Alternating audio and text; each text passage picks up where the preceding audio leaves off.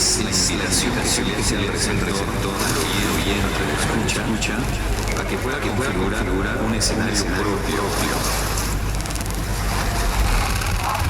Es un género totalmente libre en su construcción.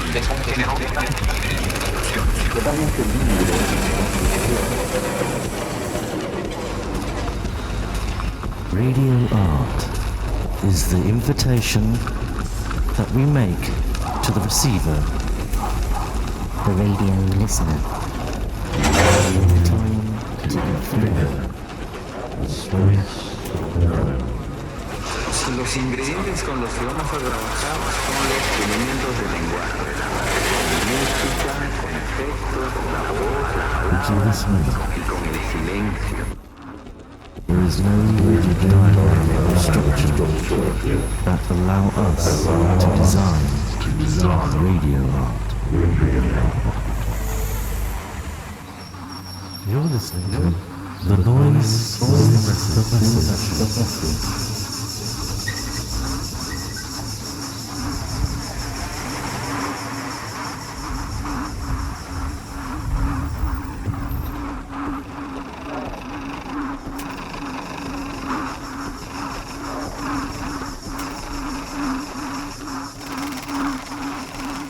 Para una mejor escucha, recomendamos el uso de auriculares.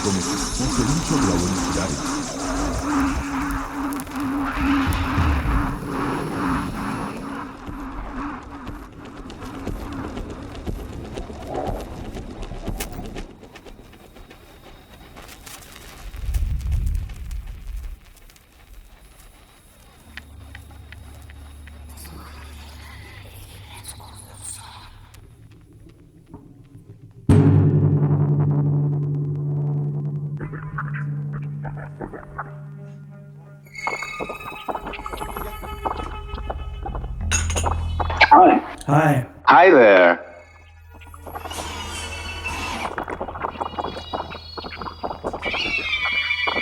Are you ready? So, everything working? Yes. Great.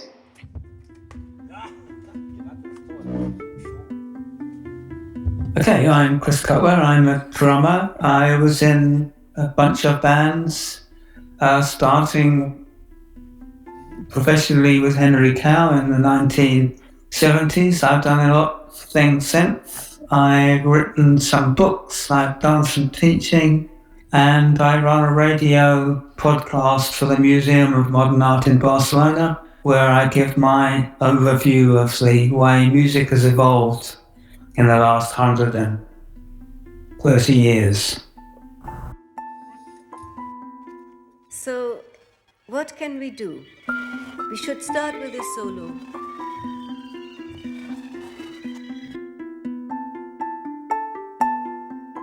How was that?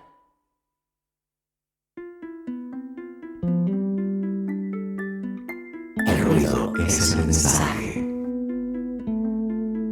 Tell me, what could you tell me?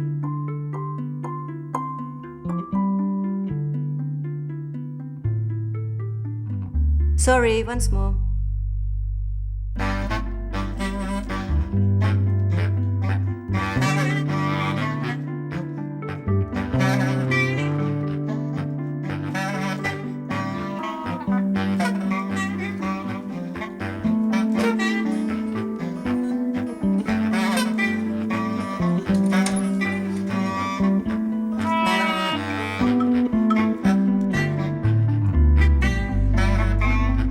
Have you got anything to tell me?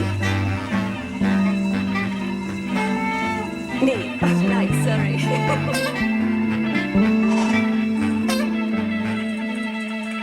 Sorry, once more. What are your sonic searches in this field, in the sonic field? Well, I mean, my generation, that's the generation that really grew up in the late 50s and 60s. We were always looking for something interesting, something new, right? So we don't belong to the traditional, this is our culture, this is what we do, and it doesn't change much. And if it does change, we don't like it much. We were actually, in England, for instance, people without the folk culture. at least not a folk culture that we knew about. We grew up with radio, records, commercial culture, pick and choose supermarket culture. And for my generation, what hit very hard was called in England skiffle in the late 50s, was a non-commercial musical form which originated in America in the 30s, in the black population of America in the 30s, and was brought over to England in the late 50s by trad jazz musicians. So, for instance, Lonnie Donegan, who was the most famous skiffle artist, was in Chris Barber's jazz band, and they played traditional New Orleans jazz, effectively. And they allowed Lonnie between sets.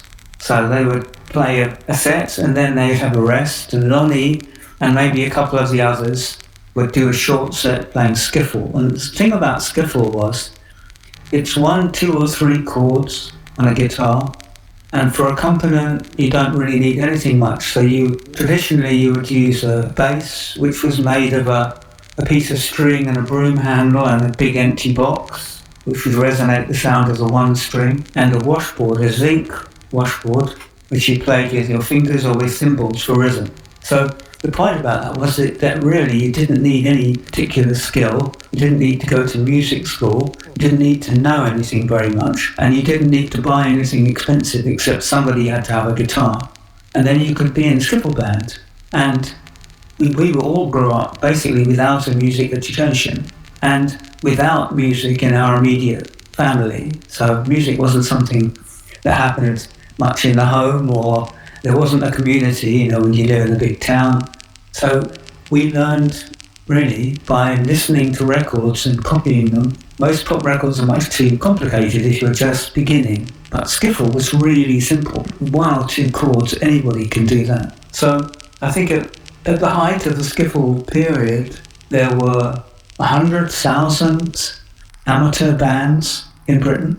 And most of the people from the 60s that you know about, like The Who and Led Zeppelin, and all the bands you can think of, the Shadows, the Beatles, they all started out in skiffle groups. That's where the British form of rock. So very fast, or more or less at the same time, as skiffle was started to take off, electric guitars appeared. The electric guitar was a really fascinating instrument because it wasn't like a guitar. It had a whole different range of sounds, and it was also associated with not only with pop music but with rock and roll. And so all of the kids who learned to play their 3 chords to be in the skiffle band, some of them who worked harder on their guitar playing, well, actually there was a division. So some of these guitarists shifted over into what became the folk boom. So people like John Renbourn, Burt Jansch, all these people, they learned semi-classical finger-picking styles and became folk musicians. But the others listened to the Shadows and other instrumental groups and started to learn how to play guitars, not just chords, but lead lines. So most skiffle groups, like the ones I've already described, finally turn into would eventually be called rock groups, but in the beginning were really, you would play what was in the hit parade or popular songs like I'm Henry VIII, I Am, and various show standards. That's why the Beatles on their first album have show standards, because you had to play them, because the only place you could get a gig as a band was at a dance. So people didn't go to concerts. There were no concerts except for classical music concerts. If you were playing music, people had to dance. And people who are dancing, they know what they want to hear and they ask for it, and you have to know it. So you have to learn hundreds of songs, basically, and then they would come up and say, play this, play that, and you have to be able to play it. And that's where all these were bands like the Beatles, all the bands you can think of the 60s, that's where they got their education, playing for people to dance. So the generations after that, the bands of the 80s and the 90s, they never did that. They never had that experience. They weren't playing for people to dance, they were playing concerts. They were playing in big theatres, people were sitting and watching. Only maybe punks, were playing in small clubs. And you could say they were playing to dance, but not really. People would jump around, but it was much more of a fashion show in the early days of punk. So my generation, therefore, following this trail, was a generation that was learning to play. And that meant acquiring new techniques. And that meant listening to what other people were doing and copying, and trying to copy, or trying to figure out how they did it. And mostly because this is not a real culture, this is not a human culture where people get in a room together, except when there's a concert. But for most part, this is a virtual culture. You listen to records, you listen to the radio, you try to copy what you hear on the record and figure out how they did it. That's why John Bonham, for instance, developed his fiendish 1-foot double bass drum technique, because he heard records by bands in America who had 2 bass drums. And he thought, well, it must be possible to do this because I can hear them doing it. He didn't know they had 2 bass drums. He thought they had 1 bass drum like everybody else. And so he figured out a way to do that. And that's what we were doing, really. And that's why coming after this sort of folk element of skiffle, you get instrumental groups in Britain and you get R&B groups. That's a very important distinction. The instrumental groups, unlike American instrumental groups, like surf music.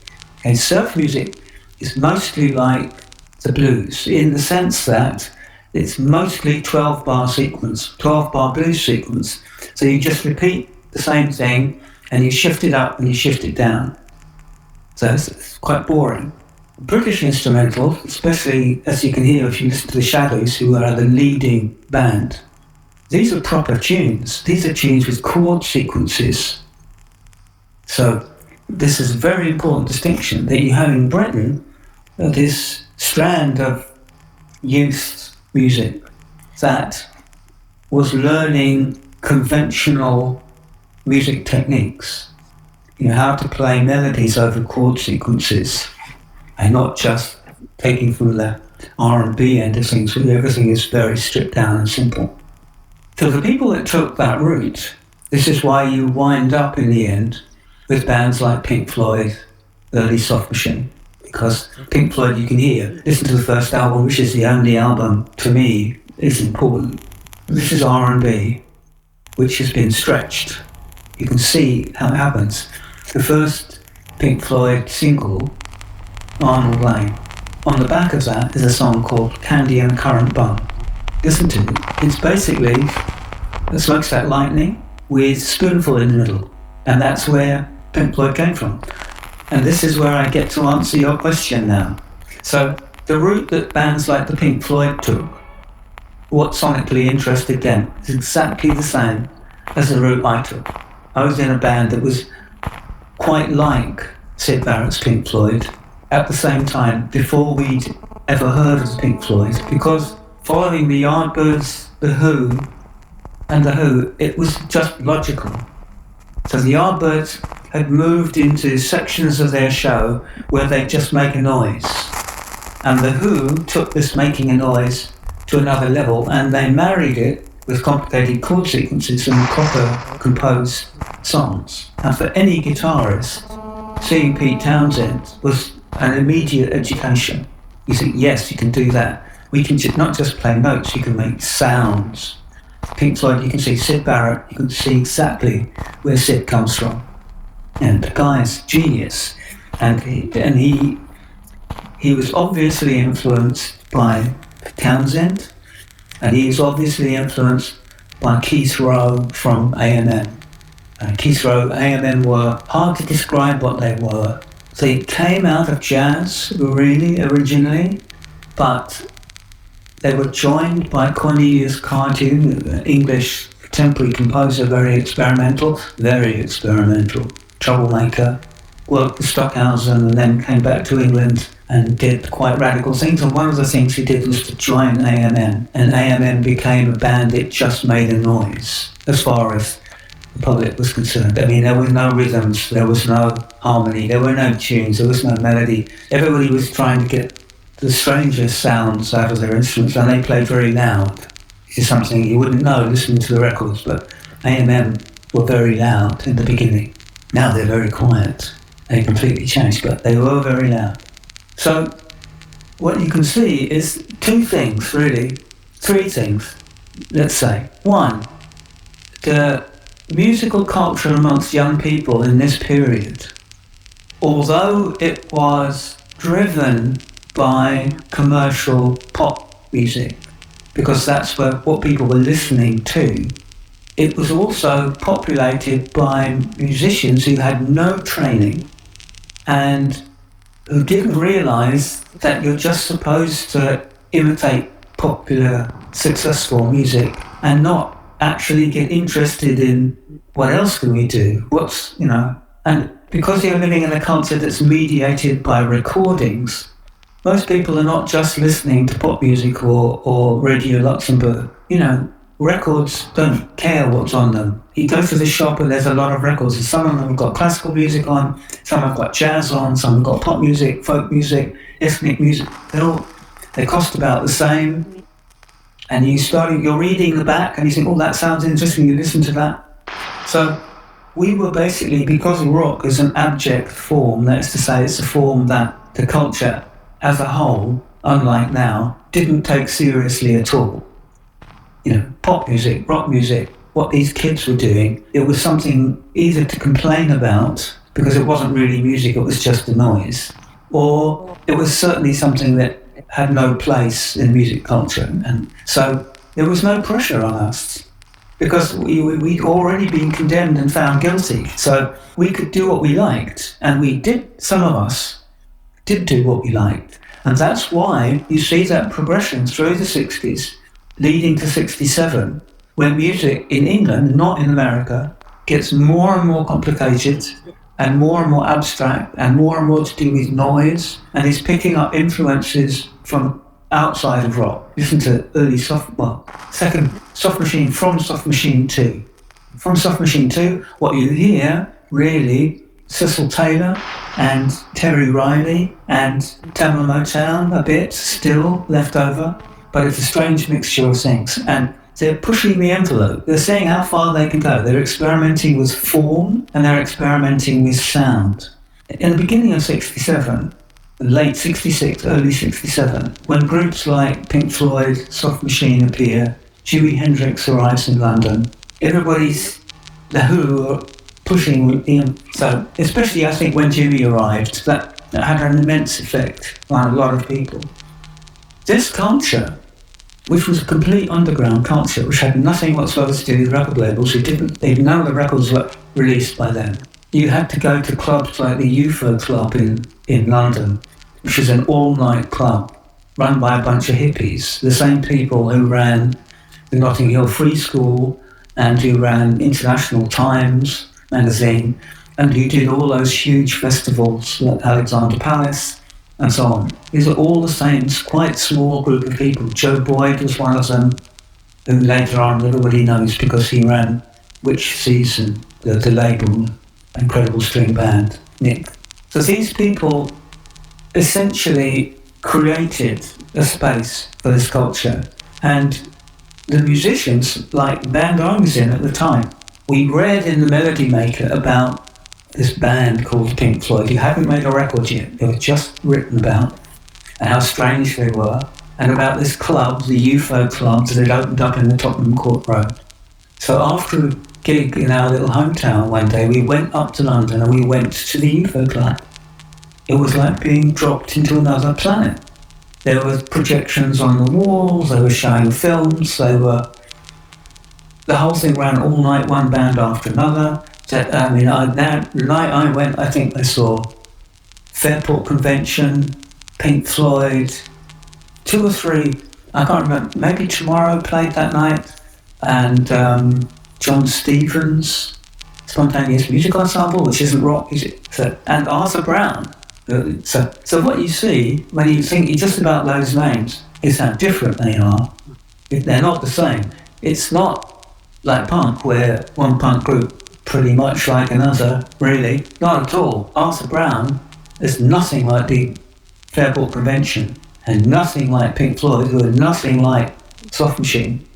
And this is, and to what I could go on, there's a list, okay? So this was a home for all kinds of experiments.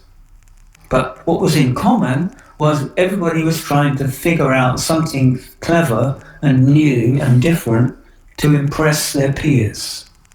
All the musicians were trying to come up with something really interesting, where the other musicians would say, wow, oh wow, okay, that's interesting. So in this climate, which is a kind of mildly competitive climate of a shared desire to find new things, of course, a whole lot of stuff happens in the space of a year and a half. Hundreds of ideas emerge out of nowhere, it seems. Where did these bands come from? Where did Arthur Brown come from? How did he get there? I mean, he obviously wasn't playing in dances. I mean, but I can tell you what happened to the band I was in, and it's probably what happened to a lot of the others. So we were playing at dances like everybody else, and the music was getting stranger and stranger, and we didn't get any gigs anymore. So we weren't playing concerts because we couldn't dance to it. Nobody wanted to hear it. And we just rehearsed. Every week we'd go to the co-op hall, which is a shop, and a hall upstairs you could rent, and we'd rehearse. And over some weeks and then months, people came to the rehearsals until we would be rehearsing in front of maybe 40 people. And one day we thought, why don't we just charge on the door? Now, let's make people pay a shilling to come in. But we couldn't get gigs. And it was only after we went up to London and saw the concert at the UFO that we realised we could get gigs if we went to London. Because there, this kind of music, what we were doing, that was happening there. So that's really the answer. I was, so people like us spent our time searching for new or interesting kinds of, not just sounds, but ways of putting sound together. And that means that we were listening to American free jazz, John Coltrane. We were listening to a lot of contemporary music, Stockhausen and Pere Ubu, and less contemporary Schoenberg and Stravinsky.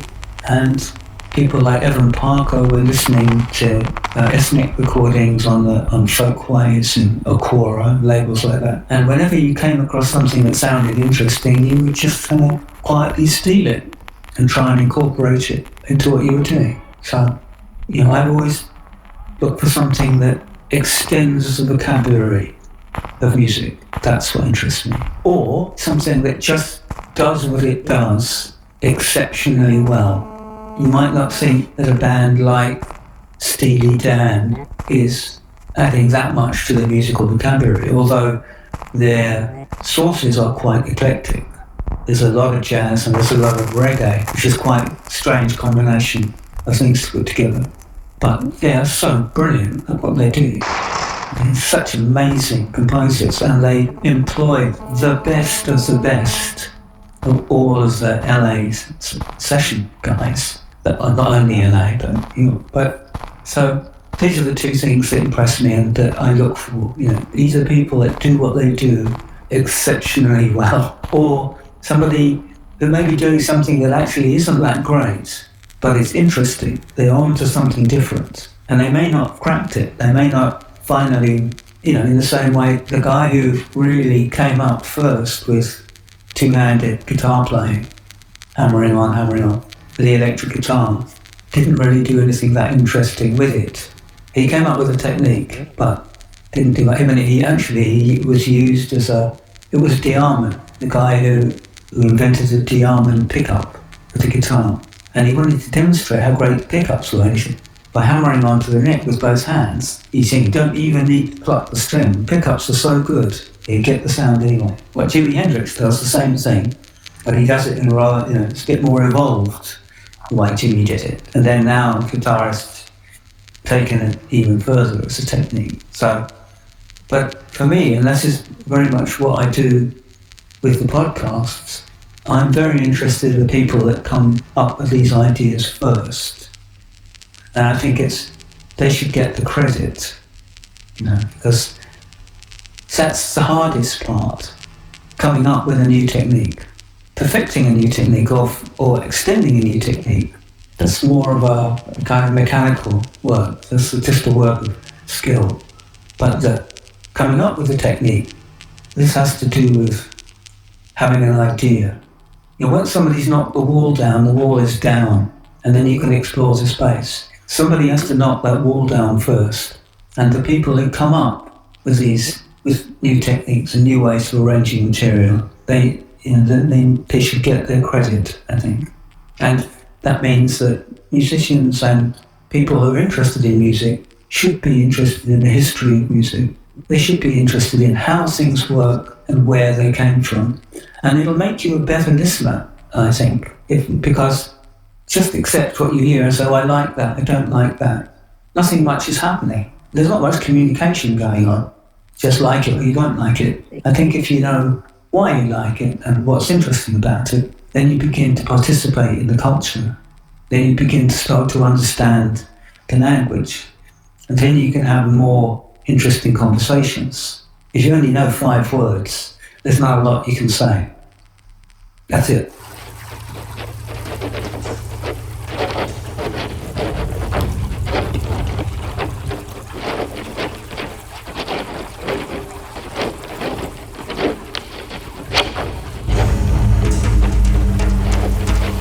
El mensaje.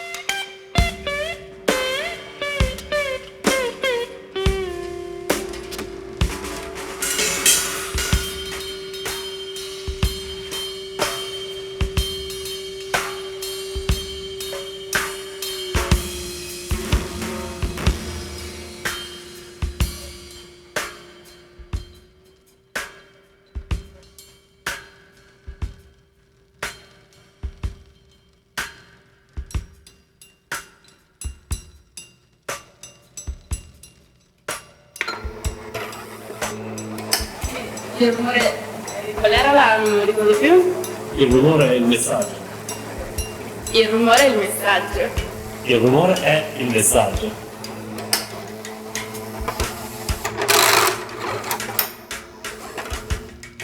Yes, it's a real pleasure talking to you, Chris. After so many years, I remember we had the opportunity to talk on September 11, 1997, when you came here with Fred.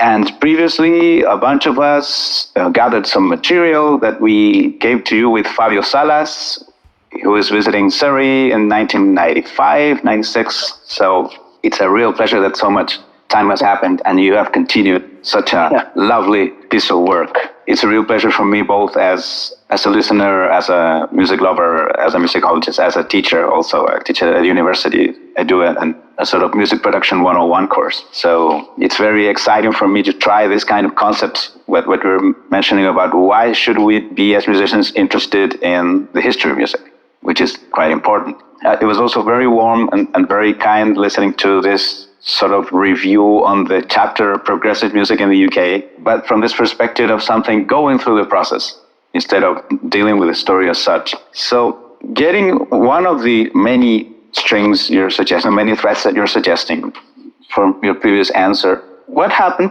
when you discovered that these musique concrète techniques of working with records as instruments started happening?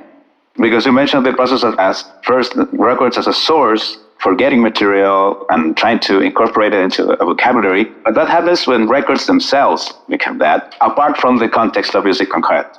What was your experience in that sense? Well, not so much, really. I mean, there were two developments in the 80s which happened more or less at the same time. And in America, there was the whole scratching DJ, we call it culture, and people like Christian Marclay, and they must come out of a similar pool, but they headed off in different directions. So, I mean, this is where records are really used as an instrument, which is different from Plunderphonics, because Plunderphonics uses tape recordings and uses all sorts of media. It's not interested in what media. So my experience was always with tape. So when we were working in the studio using studio techniques, you would be editing tape, you would be recording on tape, you'd be playing tapes backwards and cutting them up and putting them together. You didn't do that with recordings, with records. So apart from a strange concert I once did with Fred, where we took lots of record players and radios and kept on putting on records, turning radios on and off while we both played our instruments. I've only ever worked with people like Ottimo Yoshihide and Christian Marclay and Massimo Simonini, turntable players. DJ Grasshopper is another one, if I remember. So I don't really have much experience other than that with actually using records as instruments, because that was superseded really with sampling, and tape became obsolete, everything became obsolete. Now in the digital realm, everybody cuts and pastes and mixes things up, and for me, I find that less interesting because I like the flaws of records and tapes. I like the materiality of them. Once you start working with sequences and sampling, everything's too simple, too perfect, and too possible. When the Beach Boys first put a fuzz box and a bass drum on some record, everybody was really excited, saying, "What's that sound? What's that sound?" Nobody ever says, "What's that sound?" anymore, because you expect every sound is now possible. Nothing is a surprise now. And especially with the more recent developments in pop music, a generation is growing up who are disturbed by records made in the 60s because they're out of time, they're out of tune, because now everything is adjusted and corrected, and the rhythms are no longer human rhythms, they're machine rhythms. And if we start to retune our metabolisms so that they adjust to what machines want, I think we're in trouble. This takes you, all the way from what I was saying about music for dancing. And now music for dancing is no longer humans communicating. It's humans really, you could say, venting their frustration on the inflexibility of machines, which they think is a pleasure, but actually, well, maybe it is a pleasure, but it's a dangerous pleasure. Because when you start to criticize humans for being human, you know that you've crossed the line somewhere. That's a very, very interesting topic, and I'm glad you're grasping it.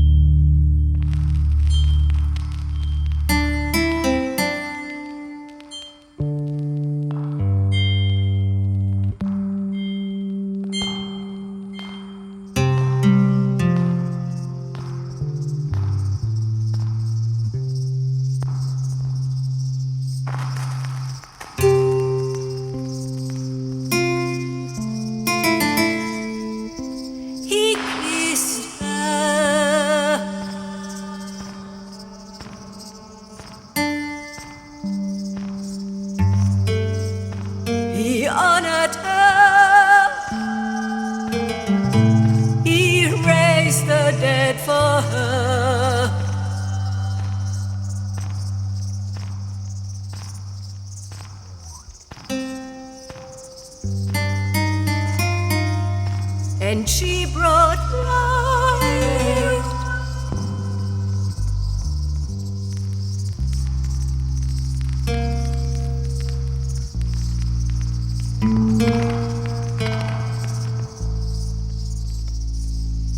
Her 12 sustained him.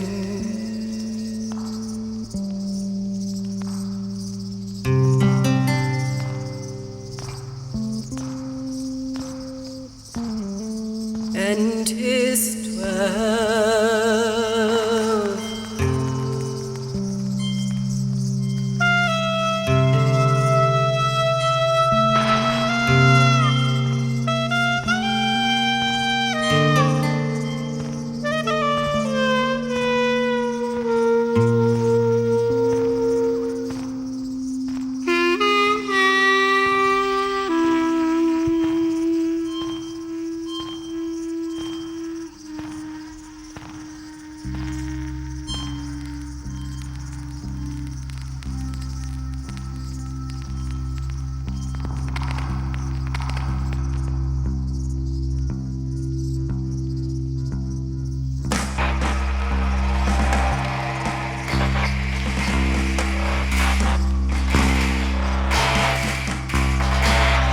The fathers could not face her, nor her servant ever.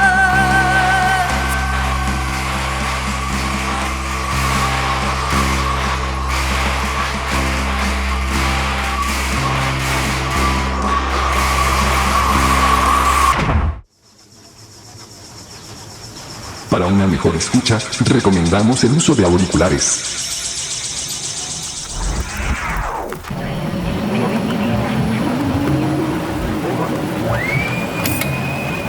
El ruido es el mensaje. So to follow that thread and mentioning things that you were interested in, we were talking months ago to Mark Hosler and John Leidecker from Negative Land, and all these topics came across, and also the process of the 69 Plunderphonics 96 by John Oswald. And we were talking about that in terms of how this new machinery and how this new home equipment have sort of perfected some of the mistakes, and how were they dealing with errors in this case. And they told us that they were still looking for that, and they were still very proud when that happened. And they mentioned this NPR Tiny Desk concert they did, in which everything was out of sync around 2 minutes because of latency. And what excited them the most, the fact that they were so out of tune and everything was sort of out of rhythm, and nobody would realize at first listening. Yeah, but people like Negative Land and John Oswald, they're not substituting, and they are genuinely trying to find out what a new technology can do. In the same way, first people who got hold of electric guitars discovered that if you held them near the amplifier, they would make a screeching noise, and that you can control that. So this is proper human interrelation with machines to find out what you can do that's interesting and new. It's not the same as using the machines to substitute for what normal human beings can already do, but make it sound a little bit more perfect and a lot cheaper, because you just have to program it, don't have to hire somebody. So it's a very different approach. I mean, I'm not a Luddite in the sense that I think this new technology is terrible. I think the new technology is potentially great. Like all new technologies, it's a question of who's in control. So my problem with the new technology is that the technology is increasingly in control. You could not use the presets on your new instrument, but people don't. They just, I remember there was some research years back by the companies that made the DX7, the DX7 and other. They said most of the machines that came back to them for repair, nobody ever changed the presets. So you're not making things when you use the stuff. You're just choosing between options. But the options are given to you by the machines or by the people who design the machines. So auto-tuning and quantizing are not tools that I think, if you were to explore them to see what you could do that was interesting, you wouldn't get very far, because they're just ways of trying to put a gloss on a commercial product. And if anybody has tried to use them in a creative way, I haven't heard it, really. But I mind you, it might exist, because it's much harder to find out these days what's going on than it was before. The internet has made everything more difficult. I know everybody says it makes everything easier, makes everything more accessible, but it's the opposite, actually. It makes everything more difficult to get at, because you need to know already to find things. So I think that's an important distinction to make, the distinction between us using the technology in a human way to discover something new, and commercial interests using the technology to produce a facsimile of something that already exists, only without having to do so much work. Once you've trained the machine to generate the harmonies by itself, then you don't need to do any work. But the machine can only do what's been programmed into it. The machine can't overcome itself. The machine can only overcome itself if it malfunctions. So there's quite a lot of interesting performance techniques which involve confronting the technology with a paradox that the technology can't solve, and the technology then goes into a spin and does something interesting. But in order to do that, you have to prevent the machine from doing what it's programmed to do. If it only does what it's programmed to do, you're choosing. You're not making, you're choosing. If you put your finger on the neck of a guitar and you plug a certain number of pedals in a certain order, and then you play, you're making that sound happen in real time. You're generating it from beginning. If you've got a sample on your screen, you can do all kinds of things with it, but you're not actually touching anything. There's no connection with the body. Nothing's coming from the body. Nothing's coming from gesture. And I think mostly music, in order to be on a human scale, needs to come from the direct connection between the brain and your fingers or your throat or whatever you're playing. When you watch Jimi Hendrix, you can see it's his brain that's doing the work. It's not his fingers. It's too fast for his fingers. It's his brain. It's telling his fingers He's responding more quickly than you can think about. So you have to overcome the speed of thought. And that's what you do when you get really good at playing an instrument. When you know exactly what it'll do, that's when you discover things. That's when interesting things happen. In the same way that when they researched how touch typists, would respond to a particular kind of job. So they designed text where if you didn't do, touch typing, you have a special finger for each note on the typewriter keyboard, and you train your body just automatically. So this finger always hits that key, never any other key. So you design text where actually it would be more efficient if you didn't use the normal finger for a key, but used another finger. And what they discovered, it's really interesting, is that professional typists, after an hour or two, would start to use the shortcut. So they didn't do what their fingers had been trained to do, they used the shortcut. And what's interesting about that is that they didn't know they were using the shortcut. When they talked to them afterwards, they said, no, we're just typing, nothing. But their brain and their fingers between them acting together, had figured out there's a more efficient way to do this and just did it. And that's what happens when you play a musical instrument, exactly the same thing. And that's what you see with Jimi Hendrix. He doesn't think, I need to make a sound like a helicopter now. No, it's already happening because that's his body talking through the guitar. And for the listener, something of that process communicates itself. You feel it. When you feel Jimi Hendrix in it, you cannot get a machine to do that. You can get a machine to imitate Jimi Hendrix and sound like Jimi Hendrix, but it'll never break through so that it actually communicates with you in the same way, I think. I don't know if that's true, but I think that's true.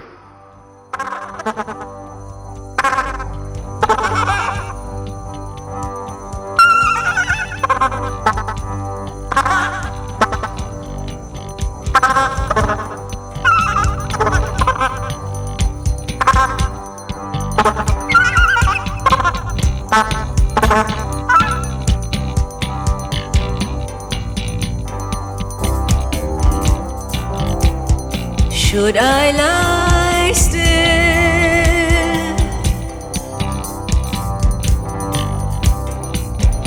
Oh, Master,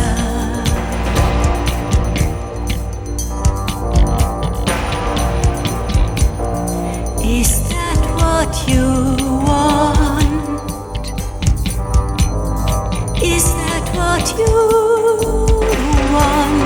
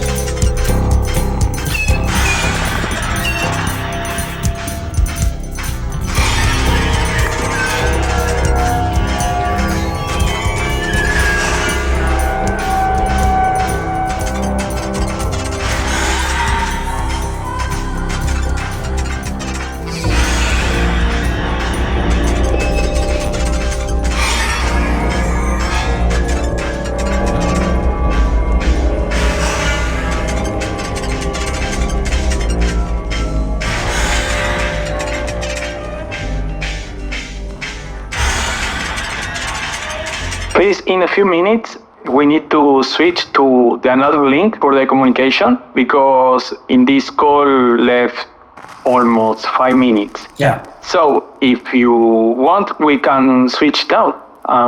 Back in a minute. Okay, yeah. Okay. See you in a minute. Yeah.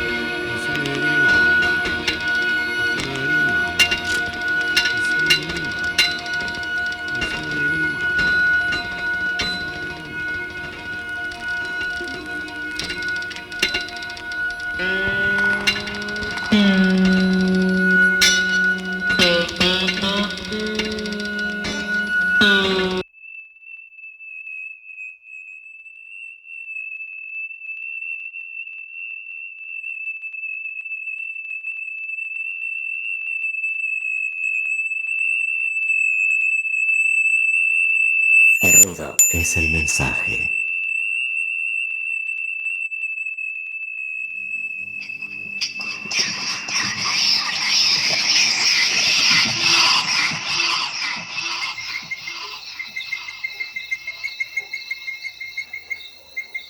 Vamos por más, dice la rana, escúchame, ¿eh? Esto recién empieza.